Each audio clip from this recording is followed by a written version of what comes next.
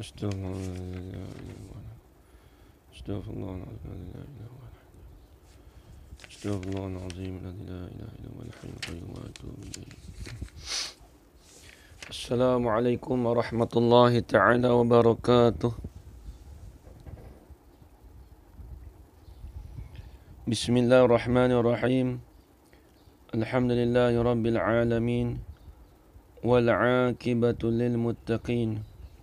Wassalatu wassalamu ala asyrafil anbiya'i wal mursalin wa ala alihi wa sahbihi ajma'in. Asyhadu an la ilaha illallah wa asyhadu anna Muhammadar Rasulullah. Allahumma salli ala sayyidina Muhammad wa ala ali sayyidina Muhammad. Subhanaka la ilma lana illa ma 'allamtana innaka antal alimul hakim. Qala rabbi shrah li sadri wa yassir li amri wahlul 'uqdatam min lisani yafqahu qawli. Wala hawla wala quwwata illa billahil 'aliyyil 'azim. ولا حول ولا قوة إلا بالله العلي العظيم. ولا حول ولا قوة إلا بالله العلي العظيم. بسم الله الرحمن الرحيم.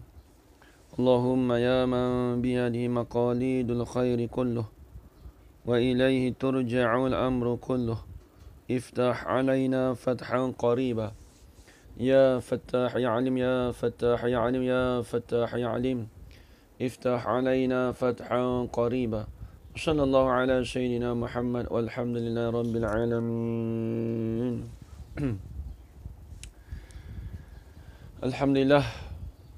Alhamdulillah, puji-pujian syukur kita kehadrat Allah Subhanahu wa taala dengan segala limpah kurnia dan izin daripada Allah. Dapat kita bersama-sama pada pagi ini di dalam pengajian kita iaitu kuliah duha, yang mana insya-Allah pada pagi ini kita akan mulakan dengan pengajian jadual yang baru, iaitu pengajian kitab Penawar Bagi Hati. Jadi kitab kita yang kita buat jadual baru ni hanya kita buat untuk sepanjang Ramadan sahaja. Jadi kita dah mula semalam. Jadi sepanjang Ramadan sahaja jadual kita hanya untuk kelas pagi saja. Malam tu kita tak mengajar kerana saya ada untuk saya tumpukan untuk pengajian saja, insya-Allah. Baik. Jadi di sini kita akan sambung lagi perbahasan kita, iaitu pada menyatakan fasal yang ketiga pada menyatakan lidah. Jadi bab lidah ni kita dah baca sedikit minggu lepas. Jadi ini kita sambung lagi iaitu pada muka surat 10 dan seperti mengumpat. Baris yang ketiga daripada bawah. Baris yang ketiga daripada bawah. Bismillahirrahmanirrahim. Qala asy-syaikhul musannifu rahimahullahu ta'ala wa nafa'ana bi'ulumihi fid darain amin ya rabbal alamin. Dan seperti mengumpat. Itu dia. Iaitu menyebut engkau akan saudara engkau dengan perkataan yang benci ia akan dia jika didengarnya. Jadi ini masalah apa ni? Ini masalah lidah. Jadi ini salah satu daripada perkara yang mudarat, yang memberi kemudaratan, yang memberi sifat kekejian. Jadi kita dah maklum dulu sifat kepujian bagi lidah. Menyebutkan Al-Quran, kita baca hadis, kita berzikir. Di sini pula dia nak menyatakan pula dia panggil mengumpat. Ni kalau belajar bahasa Arab ni dia ataf.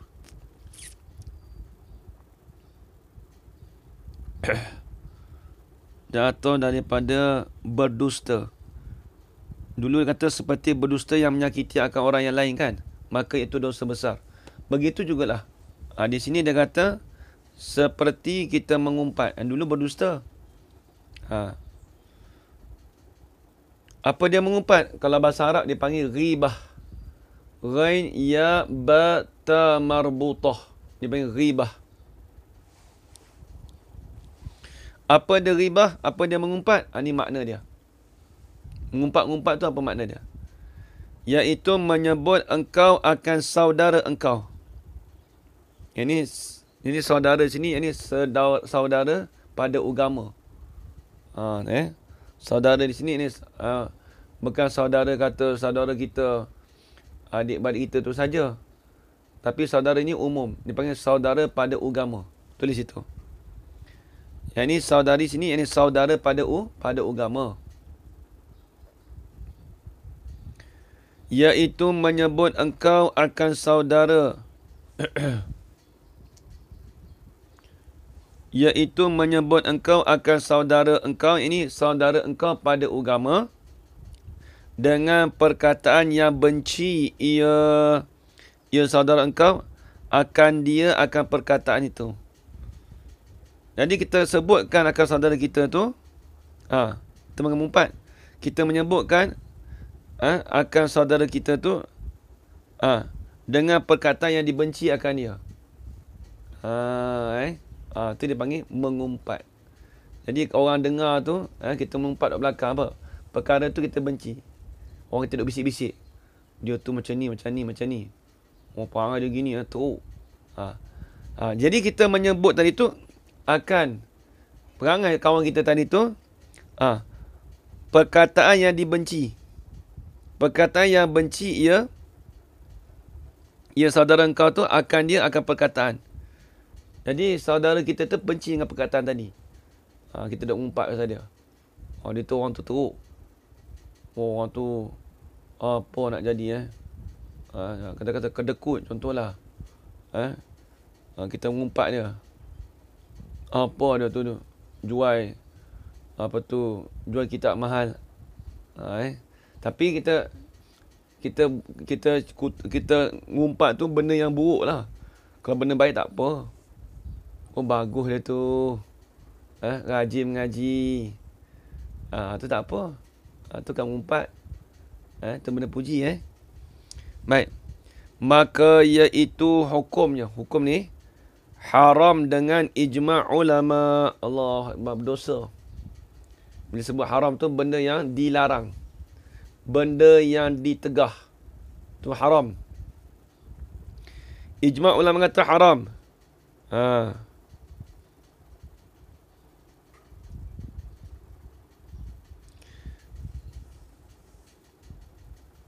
Bahkan berkata kebanyakan mereka itu ulama. Ulama ada sebut juga bahawasanya mengumpat itu dosa besar. Allahu Akbar. Ada kata setengah tu, ada kata setengah ulama mengumpat tu dosa besar. Allah Akbar. Na'udzubillah min zalik. Minta jauh dari kita.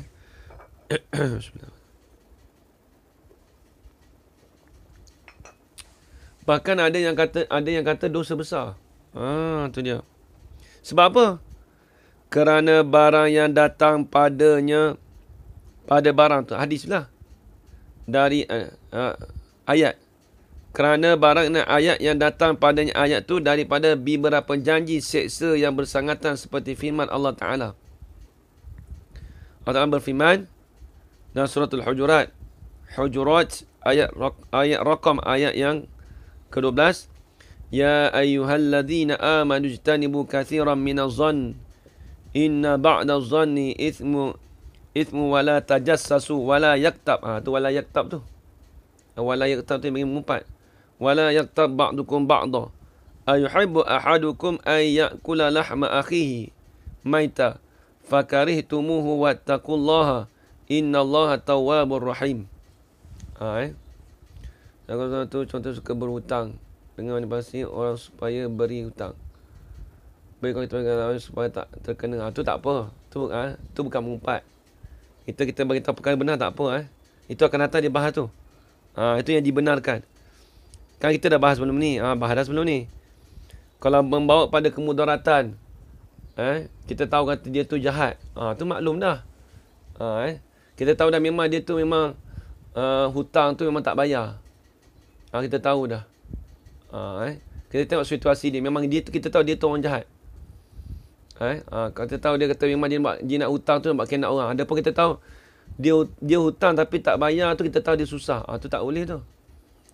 Dia kena tengok kelakuan juga. Kita tahu orang tu susah dah tapi dia selalu minta hutang tapi tak bayar. Tapi yalah, dia tu memang orang baik. Tu tak. Tu nak cerita kat orang tu tak sedap mana tu. Dia yang kita tahu orang tu memang dia hutang tak bayar tu memang nak buat khianat kat kita. Memang dia hutang ni pun dia beli benda haram, hutang duit orang pun berjudi sebagai contoh. Tu boleh kita beritahu, wajib kita beritahu. Ada pun masalah dia hutang tapi tak bayar, tapi kita tahu dah dia tu memang orang baik. Dia memang orang susah pun. Dia orang susah, dia perlukan duit. Tapi kita buat apa? Kita cerita kat orang. Padahal kita tolong dia. Nampak gitu. Tu tak apa. Tengok keadaan, situasi keadaan macam mana. Bukan semua kita boleh kata gitu. Boleh cerita kat orang. Habis. Artinya, hei sekalian mereka yang beriman, jauhkan oleh kamu akan banyak daripada sangka. Apa sangka? Iaitu sangka yang jahat. Dipanggil ba'da zanni ism. Kalau gitu memang maklum lah. Tapi kalau kita tahu dia susah, dia memang selalu hutang, kata nak bayar. Tapi kita tahu dia susah, dia pun baik tapi dia terkepit, dia memang perlukan duit, pasal hutang. Lepas tu kita tak bayar, nak cerita ke orang tak boleh tu sebab kita tahu dia susah. Dan juga dia tu orang baik. Contoh, tu tak boleh. Ada pun yang masalah Facebook ni, sengaja buat lupa, tu maklum. Tu kita boleh cerita lah kat orang.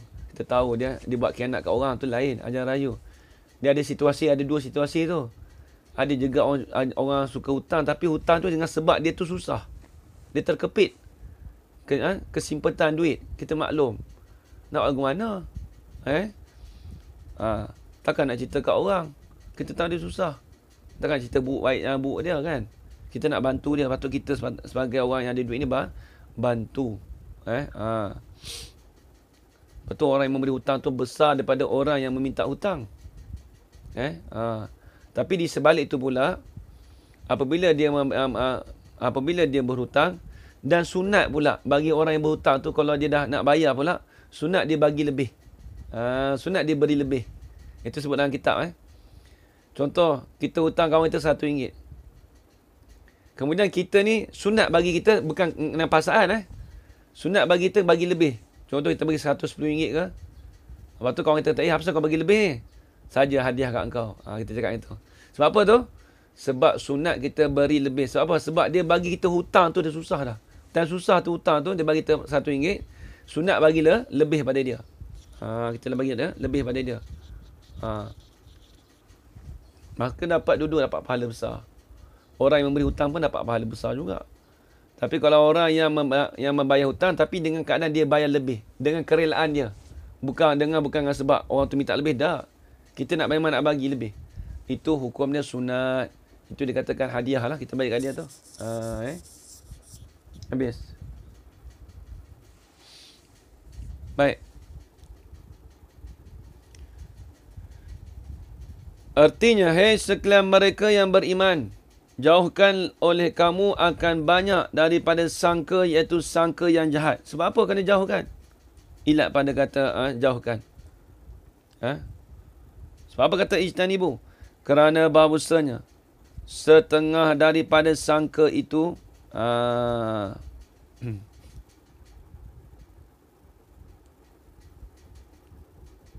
setengah daripada sangka itu, ni dia kata,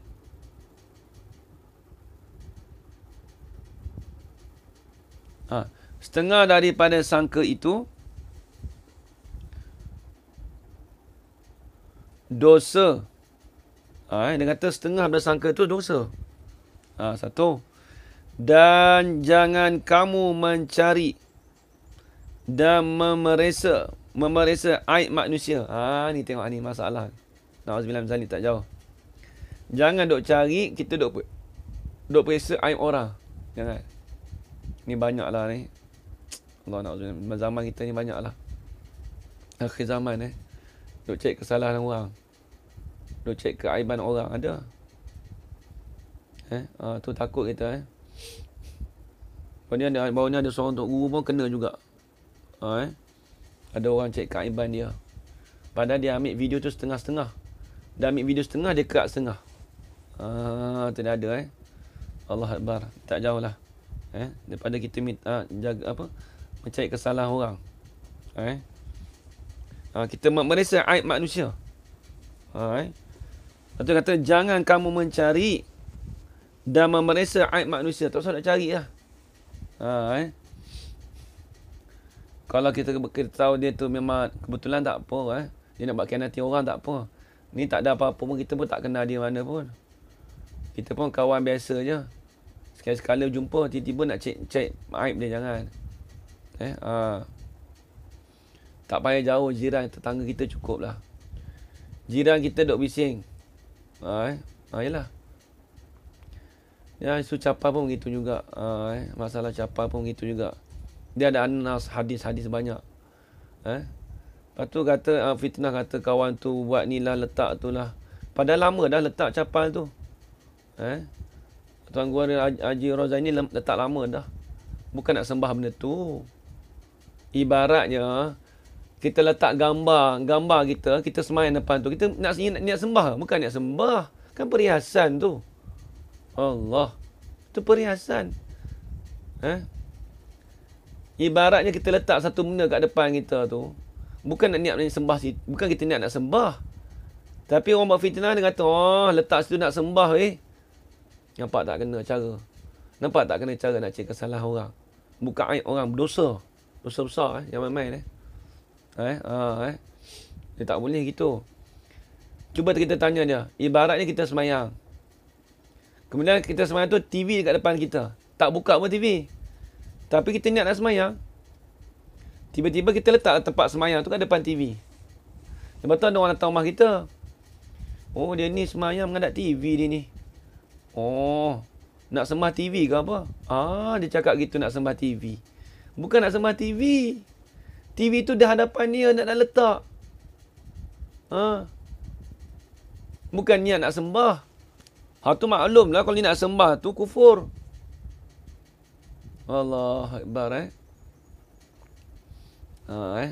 Baik. Saya tak mau bahas lah benda tu. Tapi itulah. Orang Melayu kita, sifat dia gitu. Melayu kita ni, na'udzubillah, tak jauh lah kita. Lepas tu, akan datang tu akan sebut. Kita kalau boleh tak payah ambil lah tahu. Kita malah nak tahu benda-benda ni. Saya kalau ni, Alhamdulillah saya lah sendiri, saya jarang tengok Facebook. Saya jarang dan saya jarang komen. Saya suka orang mesej saya sendiri lah. Saya memang jarang buat Facebook pun kerana sebab nak buat live. Saya dulu memang tak ada Facebook. Saya buat Facebook ni baru setakat PKP ni. Itu pun tujuan, Alhamdulillah, tujuan saya baik untuk buat live tu je. Jadi saya tak pernah pun, jarang saya nak buka Facebook, nak tengok komen saya apa ke. Kalau orang tak baca, saya tak baca komen orang tu, saya minta maaf lah. Page saya pun tak buka. Saya jarang nak berdakwah dalam Facebook. Kalau tuan-tuan perempuan nak dakwah, silakan, tafadhal. Tapi cara saya macam ni lah. Saya mengajar kitab. Mengajar orang awam. Baik. Jadi itulah masalah orang kita ni, mengaibkan. Berdosa tu. Bukan isu capal ni macam-macam. Bab tauhid begitu juga. Baru ni saya ikut pengajian UM di Universiti Malaya. Baba Redha Udin. Dia mengajar kitab Arab. Baru ni saya ada ikut dia dekat dalam Google Meeting. Sebab dia selalu buat UM tak start lagi, jadi lepas hire baru start. Jadi bila saya ikut tu, kita rapat kat dengan dia. Kata itulah, bila mengajar tu dia ambil setengah-setengah. Dia kerak, orang tu kerak. Lepas tu dia hantar kata, ni baba, apa ustaz ni mengajar pelik ni. Ibarat ni saya tengah mengajar gini, tiba-tiba orang potongkan saya punya video ni sekat-sekat, lepas tu kata saya jadi pelik. Jadi payahlah macam tu lah. Sebab tu video saya tu saya suka lebih pada privacy. Macam ni lah. Privacy senang, orang tak boleh buat keluar. Siapa nak tengok dalam ni, nak komen dalam ni. Habis cerita. Kalau tak puas hati, dalam komen dalam grup ni kita boleh tanya muzakarah. Tanya elok-elok, ustaz macam mana? Tak apa, tak ada masalah, saya terima. Tapi kalau kita letak video di luar, tu masalah tu. Kerana dia boleh potong lagi video, letakkan seminit 2 minit, lepas tu kita cakap, ustaz ni pelik ni. Dia pelik saja, dia tak dengar dari awal. Ambil sekerat tinggal setengah, ambil sekerat tinggal sekerat. Biar ambil keseluruhan. Habis. Tengok kita. Tengok kitab. Tak apalah, biarlah. Mereka buat lagu tu, biarlah. Kita orang mengaji kitab ni, dia tak sama dengan ceramah. Mengaji kitab ni, dia adab dengan kitab gitulah. Saya ingat kalau Tok Guru di petani, kami diajarkan dia tak suka cara berdebat. Bukan tak belajar bab debat. Kami belajar kitab berdebat. Dia panggil adab munazarah. Ada satu kitab saya belajar, saya mula sampai petani, saya khatam kitab adab munazarah. Dengan Baba Qasim. Tapi saya pakai Baba Singh. Kitab Syiasi Al-Fadani. Kitab adab munazarah. Adab munazarah ni cara adab kita nak berjidal. Nak bercakap tu ada. Saya belajar tapi saya tak suka berjidal, saya tak suka nak berdebat. Melainkan kalau orang serang saya tu lain. Saya tak suka nak berjidal. Okey ustaz, ni ada orang jom kita berdebat. Tak, saya tak. Itu bukan cara saya lah. Itu bukan cara saya. Padahal kita belajar bab debat tu. Dekat pondok dulu, kalau dekat universiti tak ada mana kita bab berjidal ni. Kitab-kitab tak ada. Kitab dia kena belajar khusus lah. Kitab adab munazarah, kitab ilmu istiqaq, kitab ilmu wada'. 3 ilmu ni memang payah dapat. Di universiti, di Azhar alhamdulillah ada. Azhar tu ada kitab adab munazarah. Tapi bukan universiti lah, di Masjid Azhar. Belajar dulu adab munazarah tu dia cara adab. Berapa orang belajar, orang nak berdebat tu lagu mana. Bila orang berdebat, kita kena huraikan dulu. Dia berdebat ni tak ada menang kalah. Contoh orang ni, dia berdebat. Dia cakap, dia tak boleh masuk. Okey, nanti dulu, saya nak ni, tak boleh. Dia kena tunggu orang tu cakap dulu. Habis tu, kemudian baru dia cerita pasal dia pula dah. Baik, habis. Itu cara, belajar ni, ilmu ni luas. Kalau orang kata, nak berdebat dan sebagainya pun tak apa tepat. Dia tak tahu apa ilmu adab munazarah tu sendiri. Ilmu wada' istiqaq dia tak tahu. 3 ilmu ni penting. Nak pandai ilmu tauhid ke, nak pandai apa ke, 3 ilmu ni kena ada. Alhamdulillah saya sempat khatam kitab tu. Tapi kitab bentuk bahasa Arab, bukan kitab bahasa Melayu. Tak ada orang terjemah lagi. Banyakkan orang ramai tak tahulah cara berdebat tu. Dia tak tahu ada satu kitab khas ulama buat. Ramai banyak ni panjang sikit ni, tak apalah, saya baca kitab dulu, nanti akan datang saya urai. Dia setengah dia daripada kita adab dengan kitab, dengan cara belajar pondok ni dia lain. Dia tak sama, dia tak seperti sistem universiti. Sistem universiti bila lecturer mengajar, kita boleh angkat tangan, kita boleh bertanya, boleh muzakarah. Kalau di pondok tak begitu. Kalau pondok, cara adab dia bila Tok Guru mengajar, pakat senyap. Senyap dia. Tak tahu pun, senyap juga. Habis tu masa bila nak tanya ustaz? Selepas dari Tok Guru mengajar, ni biasalah, ni nak cara saya mengaji dululah. Nak cerita saya mengaji, saya tak kata kat orang, saya kata saya mengaji dulu.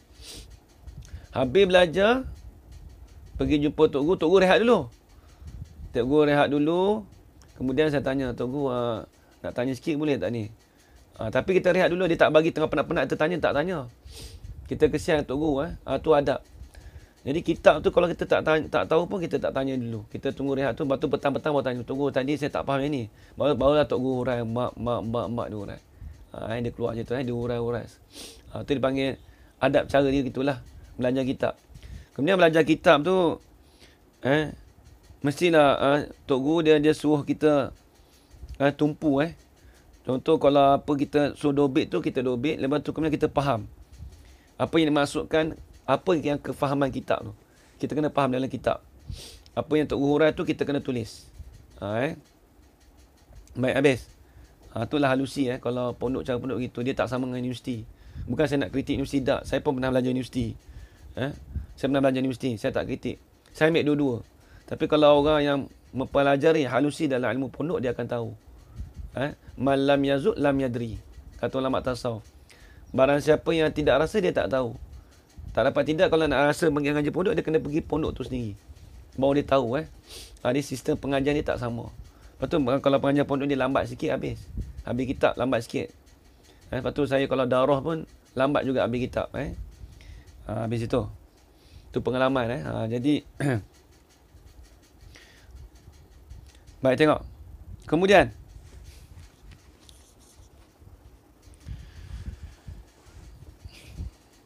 dan jangan kamu mencari dan memeriksa aib manusia. Jangan cari. Dan jangan mengumpat setengah kamu akan setengah. Apa akan setengah? Ini akan setengah daripada kamu. Jangan kita mengumpat. Tengok dia kata. Na'udzubillah, macam ni tak jauh lah. Adakah suka seorang kamu bahawa makan ia seorang daging saudaranya pada ketika mati? Ibarat dia gitu. Ibaratnya orang mengumpat dia makan daging kawan dia yang sedang mati. Dia hidup tak makan. Ibaratnya kita nak mengumpat depan orang, tak mengumpat dah. Bila kita sebut mengumpat, orang tu tak ada depan kita.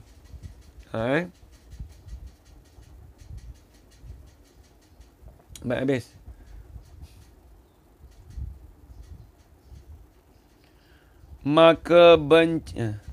Maka benci kamu akan dia. Akan umpat tu dan takut oleh kamu akan Allah Ta'ala. Mintalah kita benci akan benda-benda mengumpat ni. Kalau boleh kita benci. Aku tak suka umpat. Kita niat gitu. Inilah kadang mengumpat ni susah nak lari pada kita kadang-kadang kan. Kadang tak sedar kan. Lepas tu kan nak istighfar kan. Allah Akbar. Kadang-kadang dalam masa sama ada juga setengah orang dia tak apa, dia mengumpat ustaz pula. Tok Guru dia sendiri. Tok Guru tu apa teruk tu. Kadang dia cek aib Tok Guru dia. Ada banyakkan orang dulu, banyakkan anak murid lah yang banyak yang membuat kesalahan pada Tok Guru. Kadang-kadang dia buka aib Tok Guru dia sendiri. Ada juga berlaku kadang-kadang. Na'udzubillah min zalik, tak jauh lah. Kadang-kadang kita tahu guru tu gitu, kita Allah, Tok Guru lagu ni. Tok Guru apa tu? Makan apa tu? Minum tangan kiri Tok Guru. Bukan ayat tu. Pada makruh je. Kemudian kita nampak sangat ni ada setengah gitu saya kadang-kadang tersedih juga apa tu. Ada dululah, saya tak mau cerita lah. Ada satu tempat tu. Jadi ada orang tu cerita kat saya, itu apa ustaz ni? Ustaz dia beritahu saya lah. Minum tangan kiri. Allah. Apa macam mana nak ajar orang ni? Dia cakap gitu. Macam mana nak ilmu berkat? Kita ni manusia satu. Bukan dia buat benda yang haram. Kadang-kadang benda kecil tu kita perbesarkan. Ada juga setengah orang itu.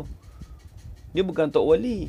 Jadi bukan kata wali kan. Wali manusia. Dia bukan Nabi. Tapi kita maklum. Dia bukan benda yang memberi kesalahan pada kita. Melainlah dia buat kat kita tak senonoh tu lain.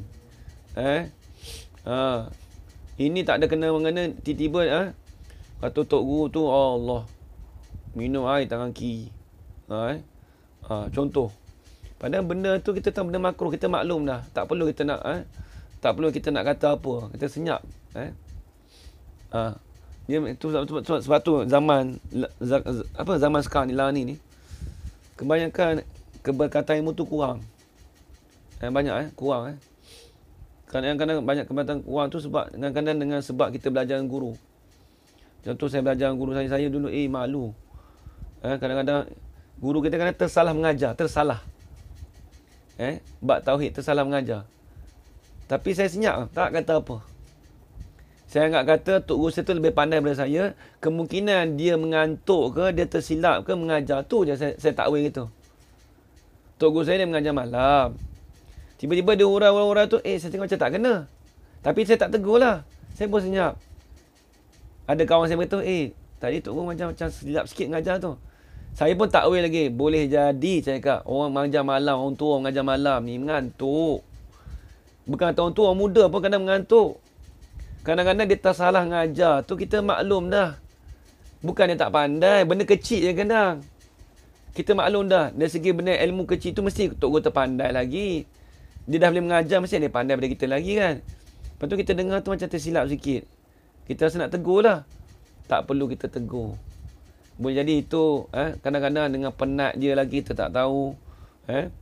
Maklum manusia dia kena penat. Dia mengajar.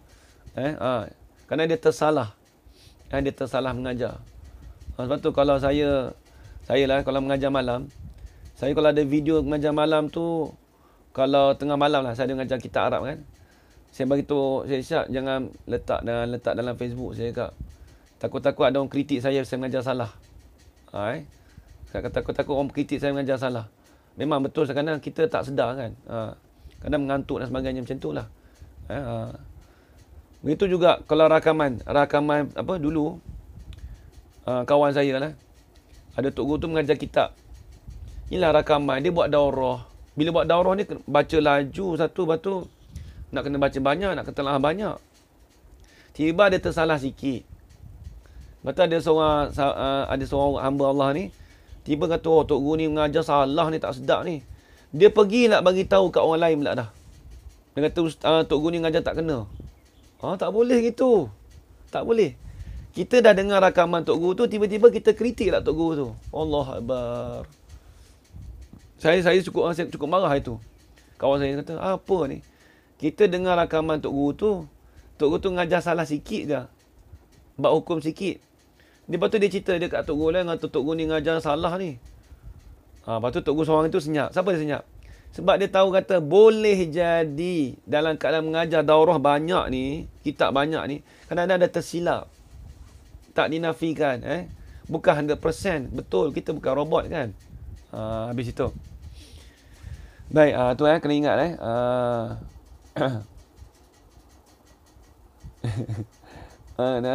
tak belajar pun penat juga betul lah. Baik, habis. Ustaz nak tanya bila ada ni pula ni panjang ni soalan ni. Bila ada seorang buat kita sakit hati, cantas kerja kita, lepas tu kita buat senyap je dalam grup WhatsApp. Kita berdiam terus sebab tak nak kita hamburkan kata-kata tak elok kat dia. Tapi satu masa orang yang lebih senior suruh kita terangkan apa sebab kita diam. Perlukah kita terangkan perbuatan orang yang jadi sebab kita diam? Dia cantah kerja kita maksud kena buang kerja ke macam mana? Kalau cantah kerja kita tu boleh memberi mudarat pada kita, tu masalah tu kita boleh cerita pada orang atas lah, tak payah cerita dalam grup. Kita boleh cerita pada orang atas kita, senior kita. Kita boleh cerita pada senior kita, tak ada masalah. Kita cerita kat orang senior, kalau senior sebagai tahu, kita bagi tahu. Tapi jangan cerita kat dalam grup, takut malu kat dia. Kalau cantas tu tak memberi kemudaratan pada kita, kita senyap je lah. Tak apalah. Mudah-mudahan Allah Ta'ala beri petunjuk pada dia. Jangan cakap gini, mudah-mudahan Allah Ta'ala balas pada dia. Jangan cakap gitu. Kita doa tak elok lah kat dia. Kita bercakap ni, mudah-mudahan Allah Ta'ala beri petunjuk pada dia. Dah cukup. Itu very nice. Kita cakap, mudah-mudahan Allah Ta'ala beri petunjuk pada dia. Dah tak apalah. Aku tak dapat kerja tu tak apa. Tapi aku kerja, masih ada kerja lagi. Dia tak memudarat pun. Cuma dia cantah kerja bab tu saja. Contoh. Kita pun terasa hati. Kemudian kita katalah, tak apalah. Senior pun tanya kita. Senior kata, cerita kat dalam grup tu. Dia buat kerja tak elok tu. Dia buat kat kau tu. Tak apalah, benda kecil je. Mudah-mudahan Allah Ta'ala beri petunjuk pada dia. Dah cukup lah. Ada setengah orang, mudah-mudahan Allah Ta'ala balas. Jangan cakap balas. Seolah kata kejam sangat kita. Mudah-mudahan Allah Ta'ala balas kat dia. Biar dia tak ada duit. Biar kata, kerana ada setengah orang tu melibatkan keluarga dia lagi.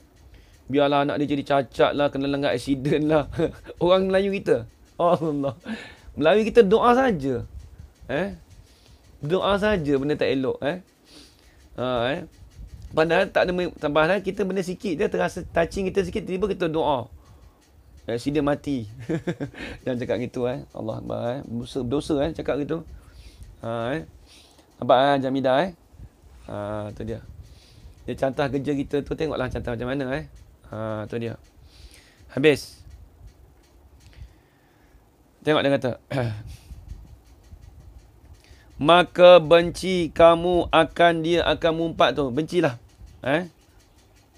Dan takut oleh kamu akan Allah Ta'ala. Bahawasanya Allah Ta'ala itu sangat menerima taubat lagi sangat kasih sayang. Habis itu. Dan telah menceritakan oleh Al-Baihaqi dan At-Tabrani dan Abu Syekh. Abu Syekh ni dipanggil puak hadis. Tulis itu. Kaum hadis. Abu Syekh ni nama kaum hadis. Dipanggil ataupun Abu Syekh ni puak hadis. Puak hadis. Tulis itu ajar rayu. Tulis itu ajar rayu. Puak hadis. Abu Syekh. Nanti kalau nanti esok kita nak baca, nak terang pada anak kita esok. Nak ajar anak kita pula. Nanti esok anak-anak tanya esok, anak-anak ngaji kitab, dia tanya Abu Syekh tu apa? Mak, tak tahu mak, lupa dah aku mengaji dulu. Takkan mak tak ada tulis? Tak ada dobit, aku mengaji dulu tak ada dobit mana. Aku dengar je, hanya cakap gitu. Esok anak tanya tulis jawab. Abu Syekh tu siapa dia Abu Syekh? Dia panggil puak hadis. Tulis itu. Dan Ibnu Abi Dunya, nama orang. Daripada Jabir dan Abu Sa'id Al-Khudri radhiyallahu anhuma, berkata keduanya Jabir dan Abu Sa'id. Golongan hadis boleh. Golongan hadis boleh. Boleh. Ajar rayu tak apalah, orang cikgu sekolah sedap sikit dia terjemah kan. Golongan hadis tak apa, boleh. Puak hadis, golongan hadis lah kita kata. Dia satu kaum hadis lah panggil. Berkata keduanya, bersabda Rasulullah sallallahu alaihi wasallam, iyyakum wal ghibata fa innal ghibata ashaddu minaz zina. Allahu akbar. Qila lahu kaifa? Tengok. Faqala innar rajula qad yazni wa yatubu fayatubu Allahu alaihi wa inna sahibal ghibah la yughfaru lahu hatta yaghfira lahu sahibuhu. Tengok. Artinya, jauhkan oleh kamu akan diri kamu dan jauhkan oleh kamu akan mengumpat. Sebab apa suruh jauhkan akan mengumpat ni?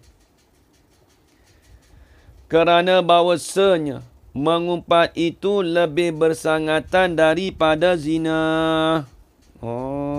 Tengok. Apa maksud kata dia? Adakah dosa dia sama? Dosa tak sama.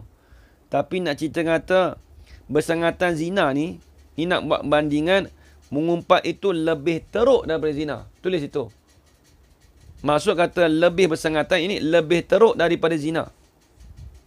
Perbuatan tu. Tengok ada tanya. Dikatakan bagi Nabi SAW, sahabat tanya, betapa ada mengumpat itu lebih bersangatan daripada zina? Betapa, bagaimana? Bagaimanakah yang dikatakan mengumpat itu lebih bersangatan daripada zina, ya Rasulullah? Salah tanya gitu. Bersabda, iya, ya Nabi, bahawasanya seorang laki-laki, perempuan tak masuk lah Ustaz. Laki-laki je mengumpat. Tak. Perempuan pun masuk juga. Dipanggil mimba bitaghlib.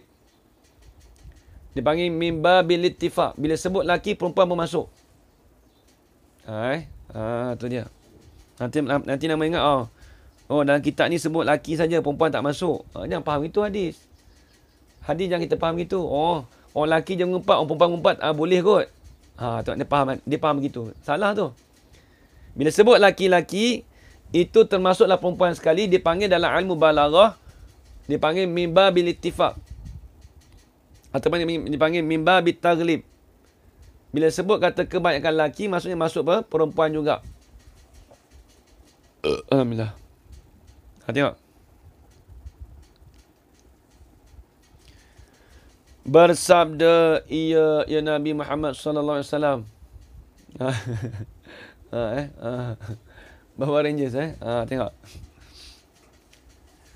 Bahawasanya seorang laki-laki yang terkadang berzina, ia dan taubat ia, maka menerima Allah Ta'ala akan taubatnya. Dia kalau berzina, tengok. Nak cerita kata teruk ni nisbah apa? Ni tengok. Dia kata kalau orang berzina, kemudian dia taubat, kemudian Allah Ta'ala terima taubat dia. Tak apa lagi. Kalau mengumpat, ni sakit ni. Dan bahawasanya yang mengumpat itu tiada diampuni baginya, bagi orang mengumpat tadi, hingga mengampuni baginya oleh orang yang diumpatnya. Tengok. Kalau zina ni dosa kita dengan Allah. Kita boleh bertaubat. Tapi na'udzubillah min zalik lah. Dua-dua dosa besar. Kalau orang berzina tu, dia dosa dia dengan Tuhan, dia boleh minta ampun dengan Tuhan. Ada pun dosa mengumpat, dia tak lepas melainkan kita kena minta maaf dengan orang tadi. Payah Payah orang kita nak pergi, bila orang tu mengumpat, kita minta maaf, Ustaz, saya minta maaf cik, semalam saya mengumpat cik. Jaranglah orang nak cakap gitu. Kalau cakap gitu, mesti orang kita tanya pula, apa yang awak mengumpat saya semalam? Biasa orang kita tu buat lawak jenaka boleh lah. Weh, semalam aku mengumpat kau semalam ni. Mana tadi aku mengumpat kau? Aku kata kau teruk makan gini. Kemudian orang tu pun beritahu, apa mengumpat aku semalam? Kebanyakan kita orang lawak jenaka lah. Tapi saya nampak lah. Kadang-kadang kalau kita minta maaf dengan sebab kita mengumpat tu, kadang-kadang orang boleh, hati dia boleh menerima tau. Banyak kan saya tengok. Sebab kita nampak dia anggap macam lawak jenaka. Aku minta maaf semalam, aku mengumpat kau semalam ni. Sekurang-kurang orang yang mendengar tu dia tak marah kita. Percaya cakap saya. Yang nak jadi marah ni, apabila kita dengar kata orang tu mengumpat kita, ada orang kawan kita bagi tahu, dia mengumpat kau semalam. Tu kita rasa hati. Masalah maaf tak maaf itu serah pada Tuhan. Asalkan kita dah minta maaf ajar rahayu. Hukum dia dah terlepas apabila kita dah minta maaf. Kerja kita bukan untuk minta kata orang tu minta ampun, kau ampunkan aku. Tak. Dari segi hukumnya, kita dah minta ampun, kita dah terlepas dengan hak manusia. Sebab kita dah cakap dengan dia dah. Masalah ampun tak ampun, itu serah pada dia. Kita tak boleh buat apa dah. Itu bukan putusan kita paksa dia tak. Dia ingat kita gurau. Tapi kita betul cakap lah, betul-betul tak apa. Kalau betul-betul kadang orang kita dengar pun tak marah mana. Dia jadi marah ni sebab apa? Dia dengar kata, orang lain bagi tahu dia kata orang tu mengumpat kita. Dia kata kau teruk-teruk mana tadi weh. Dia kata kau ni jahat lah apalah. Lepas tu dengar kat kita. Itu lagi sakit hati daripada kita bagi tahu depan-depan ni. Kalau beritahu depan ni, dia tak kata, memang tadi aku kata kau teruk lah. Aku kata kau sekian-sekian macam ni. Aku minta maaf banyak Dia senyap. Kalau dia senyap, tak apa. Asalkan kita dah minta maaf. Kalau minta WhatsApp ni, boleh juga. Tapi afdal ni berjumpa lah. Berjumpa. Ni zaman sekarang ni WhatsApp lah. Tapi WhatsApp ni kadang-kadang tidak ada pengakhirannya. Kadang-kadang kita tak tahu dengan memek muka dia lagu mana. Bukanlah WhatsApp kita buat video call. Weh, aku mana tadi aku ngumpat kau semalam, aku kata kat kau. Lepas tu tengok muka dia, tak apa, lain. Tapi kalau mesej ni tak sama. Mesej kita tak tahu muka dia lagu mana. Memek muka dia kita tak tahu. Perasaan hati dia kita tak tahu. Kita tak nampak. Okey, tak apa. Kadang dia nak marah. Apa kau kata aku macam ni? Aku geram tu. Kadang tulis mesej tak sama dengan kita bercakap. Ajar nampak tak? Jadi benda ni tak boleh buat ringan-ringan lah. Ustaz, rumah kau, saya duduk ngumpat orang tu duduk jauh Ustaz, duduk KL, saya duduk kat Pahang. Itu orang tak bahas buat malu kat orang tak cerita benda tu. Kalau kau nak minta maaf, kau sanggup pergi biar.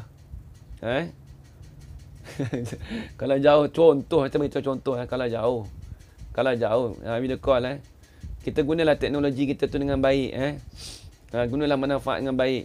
Teknologi dah ada zaman sekarang. Orang dulu teknologi tak ada pun, tapi alhamdulillah aman damai orang dulu. Alhamdulillah aman damai. Baik. Kata Nabi, tengok. Dia kata lagi. Dan bahawasanya yang mengumpat itu tiada diampuni baginya. Tak diumpat tu tidak diampuni. Hingga mengampuni baginya oleh orang yang diumpatnya. Sehingga orang yang kita umpat tadi tu dia ampunkan kita. Habis itu. Dan seperti menyalahi janji. Ni lain dah. Habis dah bab umpat tu habis dah. Ni masalah bersalahan menyalahi janji pula dah.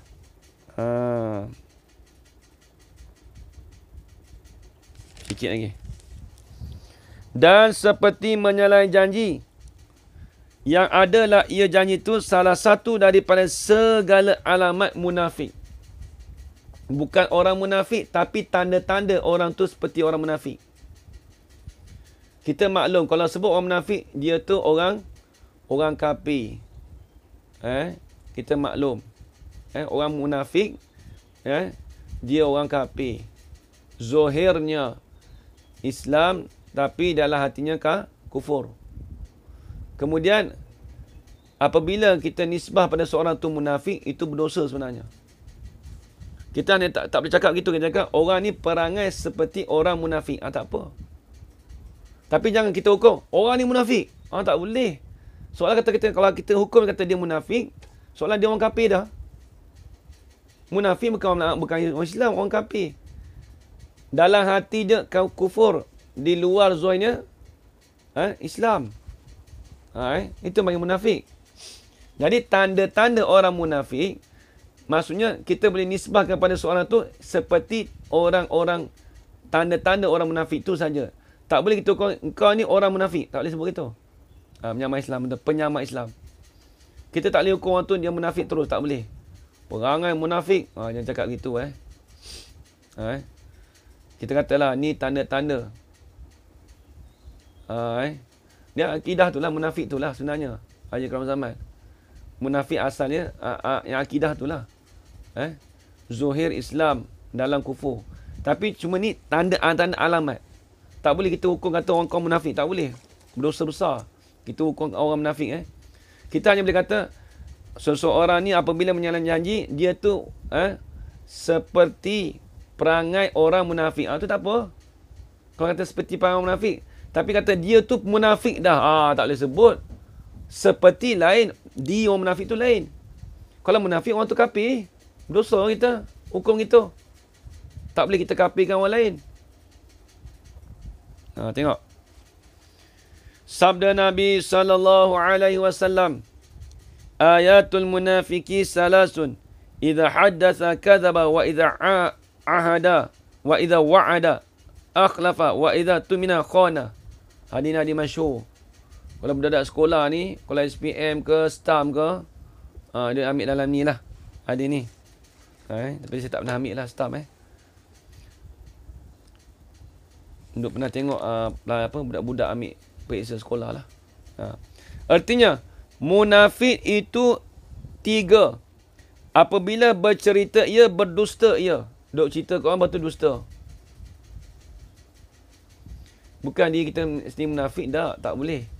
Ni salah faham ajaran seminar ni. Rusmi ni. Kalau diri munafik ni apa? Orang kafir dah. Kan saya sebut tadi. Di luarannya zuhirnya Islam, dalam kufur. Kalau kufur ni maklum penyamar lah, penyamar Islam. Kita orang Islam ni tak ada orang munafik, tak ada. Tak ada orang munafik. Semuanya perangai seperti munafik. Tu ada lah. Bukan kita ni orang munafik, tak. Habis itu. Jadi kalau kita kata nak beriman, kalau belum beriman tu, tu lain. Itu masalah lain. Itu dah kafir. Cuma dia panggil tanda orang munafik. Tanda, alamat, percaman. Orang munafik lagu ni, buat gini. Ibaratnya caman ginilah. Kita pakai kopiah. Orang lelaki pakai kopiah. Kemudian kopiah dia letak kat atas rambut. Kita pun kata, dia ni macam, dia pakaian dia ni macam orang Yahudi ni. Macam orang Yahudi ni kita kata. Dia Yahudi ke? Bukan Yahudi. Tapi pakaian dia seperti Yahudi. Sebab apa? Sebab kita kata kopiah dia letak kat situ. Ambil kopiah kecil, contoh kopiah kecil, lepas tu letak dekat apa? Dekat kepala tu. Letak kecil kopiah tu. Tu orang Yahudi. Orang yang itu mungkin tanda-tanda seperti orang Yahudi lah. Ibarat dia gitu. Macam pakai topi lah, cap. Topi ni pun masalah juga topi ni. Zaman sekarang topi siap ada capal pula dah. Aduh. Saya tak mau cerita lah bab ni. Benda sensitif. Tapi ada orang tanya saya soalan tu, tapi kita jawab ni payah juga nak jawab pun.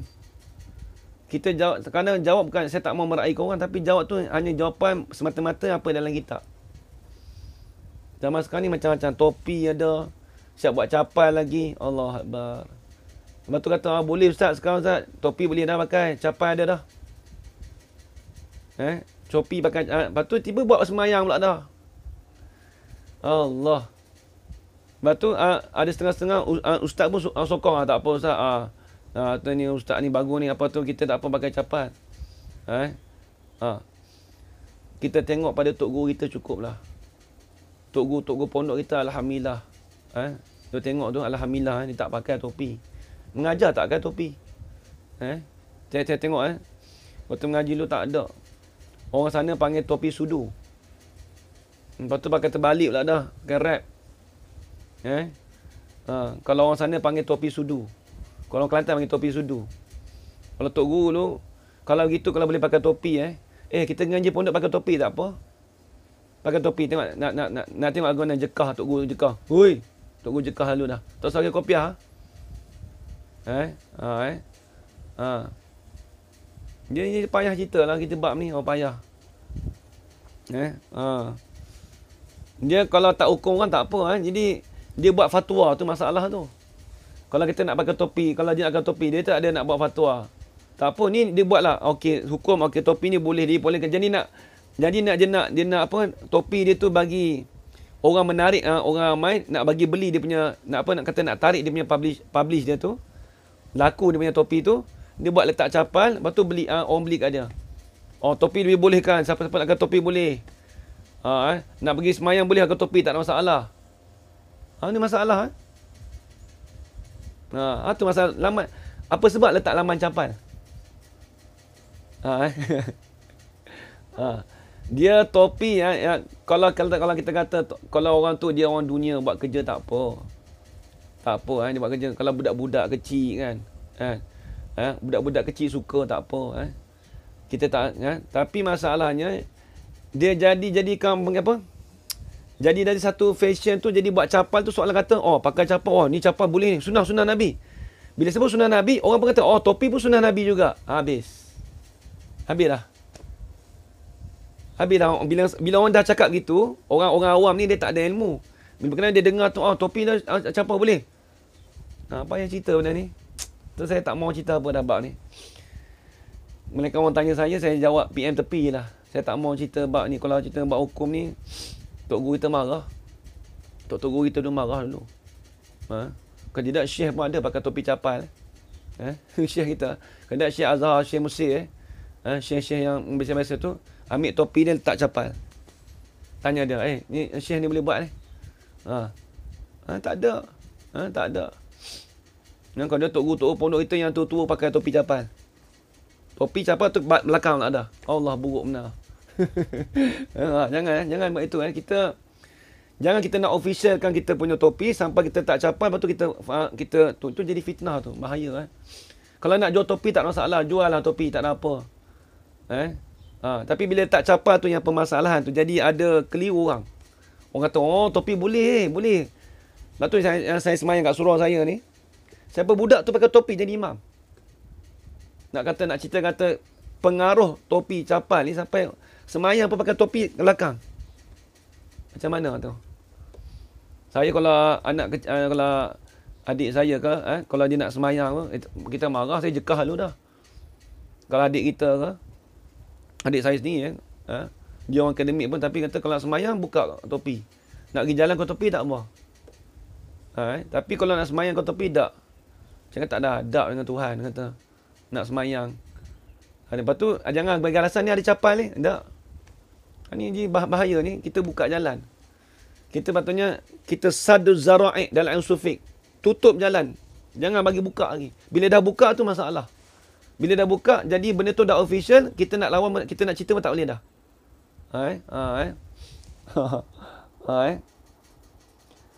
Topi capal dah ada tak capal sekarang ni. Topi betul ada laman capal. Tu maksud dia. Habis itu. Saya dulu pun, kita pun waktu budak-budak tak ngaji dulu, kita tengok topi nampak smart pakai kan. Tapi janganlah pakai capal tu jadi official. Kalau nak pakai lah, tak apa. Tak ada masalah. Dia kata nak makan okey. Tapi jangan kata okey ni capal ni. Jadi boleh buat semayang ni. Kata ni sunnah Nabi ni. Dah sunnah Nabi pakai topi pula dah. Habis itu dah. Dia sunnah Nabi pakai kopiah, jadi tukar topi pula dah. Jadi itu berlaku fitnah banyak. Saya sedih lah dengan tengok zaman sekarang kita ni. Macam-macam. Perniagaan kita nak buat tu tak menghalalkan cara. Kita nak buat perniagaan boleh, tak masalah. Tapi tidak menghalalkan cara. Tu kena hati-hati. Habis itu. Allah Akbar, tengok. Dan apabila menjanjikan ia akan kebaikan, nescaya menyalahi akan janjinya. Dan apabila dipercaya akannya, nescaya khianat ia. Saya kalau nak ke topi tak ada masalah. Tapi kalau orang awam, orang akademik, kalau nak ke topi, semata-mata kalau ustaz saya ke topi ni panas, contohlah. Tapi jangan jadikan official pakai topi, lepas tu sekarang ni kita nak pakai topi ni kena ada capal sekarang. Jadi benda tu dia tak sedap mana. Kita nak cerita kat orang tu tak sedap. Kalau orang akademik nak pakai tak masalah. Okey, macam adik saya pakai. Dia pun tak ada isu apa. Dia pun tak ada bangkit kata orang ni. Tak ada. Saya pun bukan kata keras sangat. Tapi janganlah buat semayang pakai topi. Tu saya tak cukup marah tu. Lepas tu alasan lah sekarang tak apa ada capal. Jangan begitu. Kita tak menidak. Kita tak membuka jalan macam tu kan. Semayang pakai kopiah. Pakai jubah. Pakai apa. Kain melekat nak semayang kan. Cara adab. Sedih saya tengok budak tahfiz. Saya tengok bawah ni budak tahfiz pakai topi semayang jadi imam. Dekat surau saya ni, bukan surau saya. Ketua guru dulu kalau beli dulu kalau tengok tu dia tarik saya, tangan saya, dia tarik tangan saya. Tok semayang belakang ni. Tak ada adab. Jenis itu. Tapi kalau orang akademik tak apa lagi. Ni kadang budak agama sekali buat gitu. Budak agama nak jadi contoh kat kita kan. Budak tu dak tahfiz. Kalau lepas tu dia contoh buatlah pakai serban ke kan. Tak apa. Tapi kalau orang akademik tak apa, mungkin dia tak tahu, tak apalah kan, dia tak tahu. Tapi masalah orang yang tahu ni, kerana dia buat juga, tu yang masalah tu. Habis. Artinya tiada menunaikan ia akan barang yang dipercayai ia padanya pada munafik itu. Habis itu. Itulah dia kata alamat munafik. Habis. Dan seperti berbantah-bantah dan berkata-kata pada barang yang tiada memberi faedah. Ni insya-Allah kita sambung lagi minggu hadapan. Tolong tanda situ muka surat 12 dan seperti berbantah-bantah. Ni pun sama juga. Setengah daripada lidah kita tu dengan berkata dengan perkara yang berbantah-bantah. Saya pun kadang-kadang anak saya pun kecil dulu yang kadang kita tak nak beli topi, orang rumah saya beli topi. Saya lah sendiri. Tapi untuk budak kan. Lepas tu saya dulu train kalau anak saya pakai kopiah ke, kalau tak apa tak pakai topiah pun tak apa. Yalah kadang kalau panas tu tak apalah budak. Tapi kita tak boleh didik budak tu sampai nanti besar nanti mindset kata topi boleh. Jadi masalah jugalah. Beli topi boleh kan, buat semayang pakai topi. Semua pakai topi jadi tak sedap lah. Habis itu. Nanti tersambung lagi dan seperti berbantah-bantah wallahu subhanahu wa ta'ala a'lam. Jadi sekadar itu saja tuan-tuan, puan-puan, ayah-ayah dan ibu sekalian, saya minta maaf kalau ada salah dan silap ataupun terkasar bahasa daripada saya. Yang baik itu datang dari Allah SWT dan lemah itu datang dari diri saya sendiri. Aku qali hadza wa astaghfirullah li wa lakum. Wassalamualaikum warahmatullahi taala wabarakatuh. Bismillahirrahmanirrahim. Alamin wassalatu wassalamu ala asyrafil anbiya'i wal mursalin wa ala alihi washabbihi ajma'in. Allahumma rzuqna ilman nafi'an wa rizqan halalan tayyiban mubarakan fihi. وعملا مقبولا وسعادة الدارين آمين يا رب العالمين. ربنا آتنا في الدنيا حسنة وفي الآخرة حسنة وقنا عذاب النار. وصلى الله على سيدنا محمد وعلى آله وصحبه وبارك وسلم. الحمد لله رب العالمين. تقبل الله منكم. جزاكم خيرا كثيرا.